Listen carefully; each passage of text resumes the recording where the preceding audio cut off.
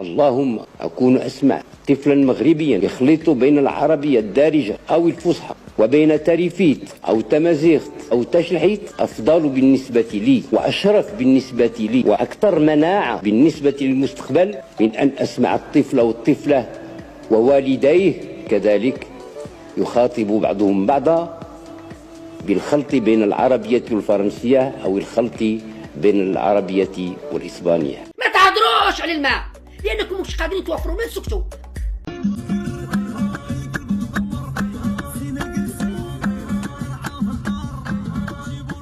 أنا مشيت للجزائر.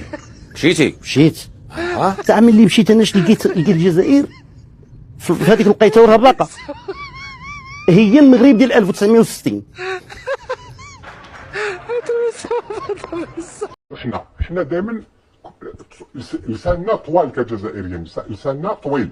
ايوا المشاهدين، كنا جالسين تا قال لك اسيدي شي كرة لافريك تقساو من ربع النهائي، وفين؟ في مدينة بركان. لطيف لطيف لطيف على زهر عندهم وداه السي المونتاج.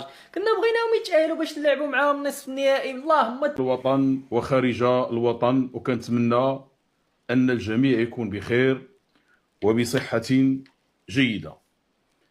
تلقاو في هذا الموعد هذا.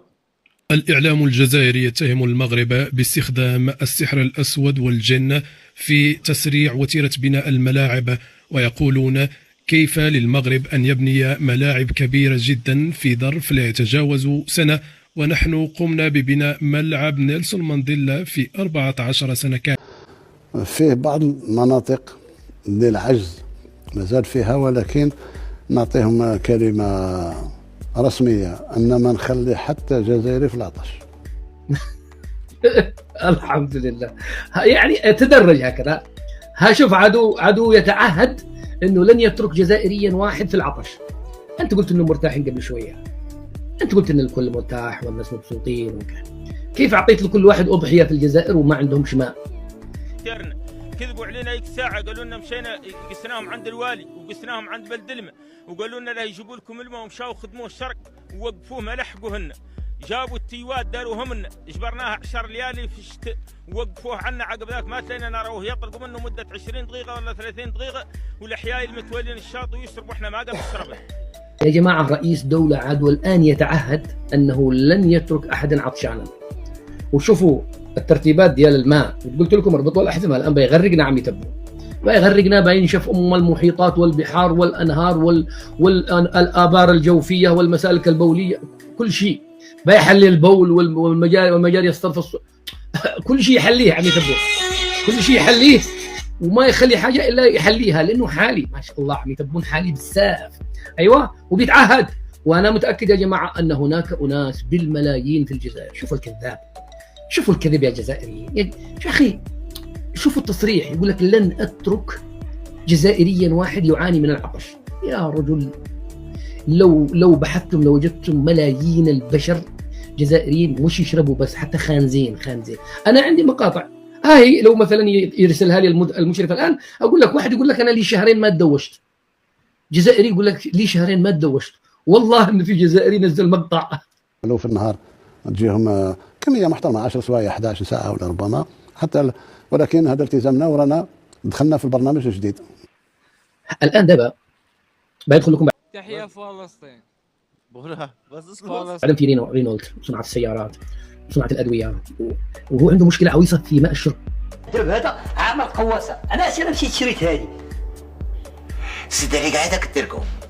الرجل لا زال يلتزم لشعبه المحترم الطيب الواعي المفتح المخدر انه ساشربكم ماء، بعطيكم ما تشربوا. هذا بيلتزم انه بيوفر لهم الماء الذي هو. اللي باش تعرف الجزائر هي التي تعيش في فرنسا. انا اعطيك مثال. لا انا نقول لك، احنا نبيعوا لهم في ليسونس. ليسونس نهضروا باللغه المحروقات. ب 20 سنتيم. سامحني، ب 20 سنتيم يا استاذ. نبيعوا لهم ب 20 سنس، ب 20 سنتيم لتر.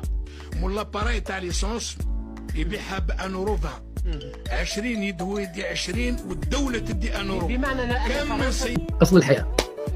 اذا كيف تجرؤ انت ان تتحدث عن مشاريع وانت لا زالت لديك مشكله في الماء؟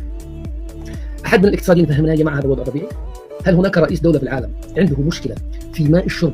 أنا ما أتكلمش عن ماء المسابح ولا اللي بيسبحوا ولا هذيك السنة هذه نقدروا الإنتاج الفلاحي تاعنا حوالي 38 مليار دولار، ما نخلي حتى جزائري في العطش أبدا.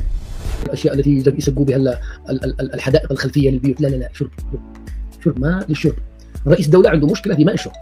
هل من المنطقي أن يتحدث عن اكتفاء ذاتي في مدري ما هو، واكتفاء ذاتي في القمح، واكتفاء ذاتي في البطاطا، وأنت لا تملك الماء؟ الجزائر دم اللي يسري فيها عدم الانحياز، وكل الناس تتساءل ما هو هذا السر تاع الجزائر اللي علاقاتها طيبة مع الولايات المتحدة وطيبة مع روسيا وطيبة مع الصين. الجزائر دم اللي يسري فيها عدم الانحياز، وكل الناس تتساءل ما هو هذا السر تاع الجزائر اللي علاقاتها طيبة مع الولايات المتحدة وطيبة مع روسيا وطيبة مع الصين.